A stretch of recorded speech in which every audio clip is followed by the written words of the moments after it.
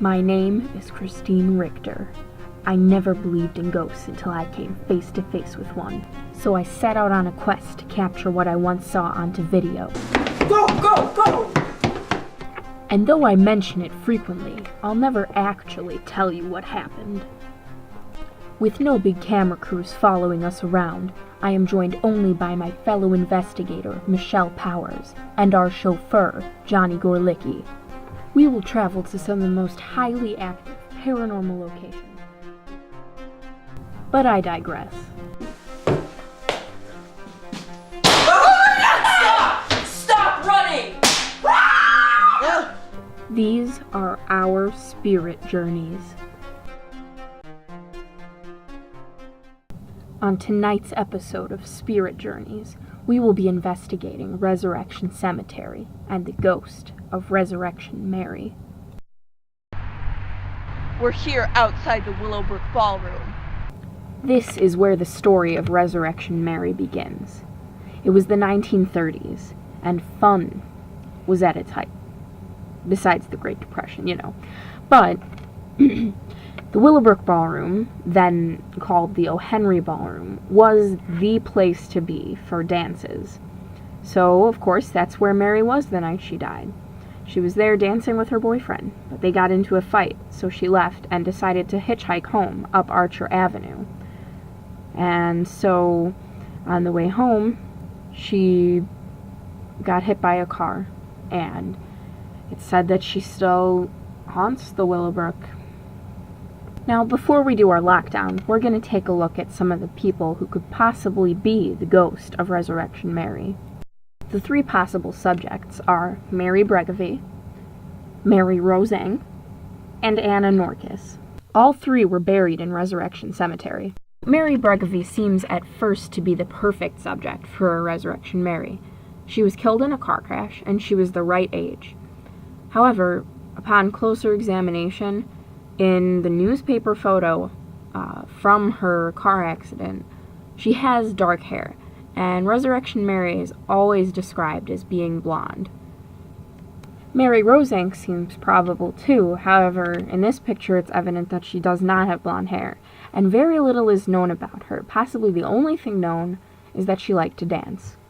Anna Norkis actually seems like the most probable person to fit the description of Mary. She was blonde, she loved to dance, and she was even buried in her dancing shoes and dress. However, she was very young when she died, too young to fit any description by any Resurrection Mary witness ever. Since it seems like none of these girls have the true description of Resurrection Mary, could it be possible that Mary is just a manifestation of all of them? The great thing about investigating Resurrection Mary is that there are dozens of eyewitnesses, and all of their stories check out. Resurrection Mary is so popular around the Chicagoland area that she's third on the Google search list when you type in Resurrection. There are stories of people who have picked up a hitchhiker on Archer, and she suddenly disappears out of their car just as they pass Resurrection Cemetery. There was also a story where somebody saw a lady trapped in the cemetery after it was closed, so they called the cops so they could let her out. However, when the police arrived, the lady was gone. But the bars on the cemetery gates were burned, with fingerprints scorched into them, and the bars were bent as if someone were trying to get out. In order to learn some more about Mary before we do our lockdown, I've gathered some great interviews. I worked at the Willowbrook Ballroom from 1976 to 1988, and there were many stories about laughing after hours. When the man who cleaned the ballroom, he would think someone was left inside after it was closed, and he would hear a woman laughing. Sometimes he would hear her crying, and when he went upstairs to look for whoever was making the sounds, he found the ballroom empty. Just heard the laughing. So we think that was Mary. So when I was little, probably around 8 or 10, growing up, my best friend's neighbors, who were probably in their 60s, used to tell us that, or said that they once picked up Resurrection Mary, or a woman. They didn't say it was her, but she asked for a ride somewhere, and then as they were driving down Archer, she disappeared in the vehicle, and it was near Resurrection Cemetery. Back in the early 90s, probably around 1991, I used to come here fishing in the middle of the night by myself. And as one night I was casting, probably about 3:30 in the morning in this beautiful pond here, I heard a growling and grunting. As I turned around here, this all used to be wooded area. It's now cleared out. And there was a huge buck standing there growling at me and grunting. Scared me. I almost jumped into the pond. The most famous Resurrection Mary encounter ever in history occurred to a man named Jerry Paulus, and we just happened to find a Jerry Paulus expert. I'm here with Matt. He's sort of a Jerry Paulus expert. Matt, would you mind telling us about your friend Jerry? Yeah, no problem. My friend Jerry, we go way back. I met him back on the. We were taking a bus ride to Detroit, and we were sitting next to each other. And a couple of years after that, he told me this disturbing story about how he was at a ball, and he met this girl, and they did some dancing. They got along famously, and he was driving her home from it that night, and they were going southwest on Archer, but her home was northeast. I'm sorry, and they were driving just past Resurrection Cemetery, and she asked him to pull over at the gates, and he didn't know why, but he didn't ask any questions, and he pulled over, and she started getting out of the car, and he says, "Where are you going?" And she says, "Where I'm going you cannot follow," and she's running into the gates and just vanished. And she was a ghost. Yeah. You're pretty. What?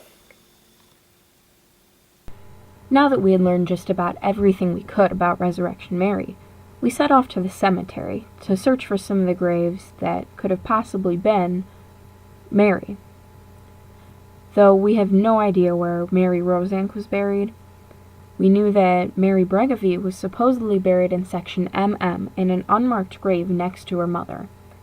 We've been searching around section MM for the grave of Mary Bregovy, but as you can see, it's really big, and I don't think we're ever gonna find it because the sections are marked poorly. It goes all the way down here, so I think we're gonna call it quits since the theory that it was Mary Bregovy has been disproven anyhow. It's freezing. We're just gonna go and probably get something to eat.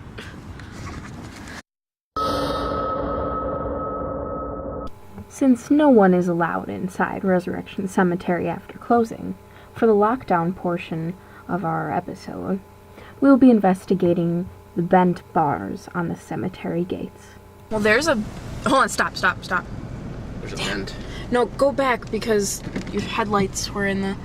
There's dents over there. There's one bar. I'll just turn it on night shot. Hold on. Do they ever change these gates?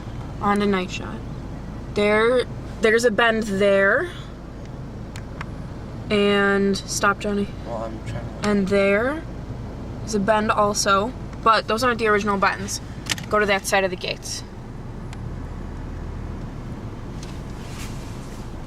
Highlights. That's a bad idea. No, you see, I don't think these are the original gates because the original gates were green. I think these are golden. These gates are gold. But there are some dents and bends in these bars. Though we couldn't find the original two bent bars, we did find some compelling evidence. Let me replay it for you more times than is necessary, with annoying sound effects.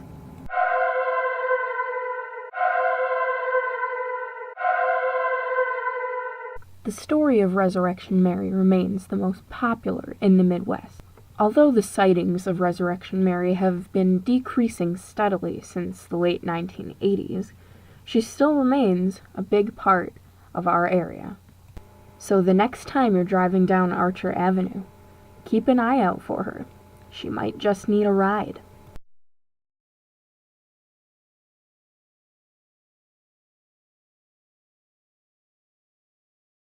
I'm Zach Bagans.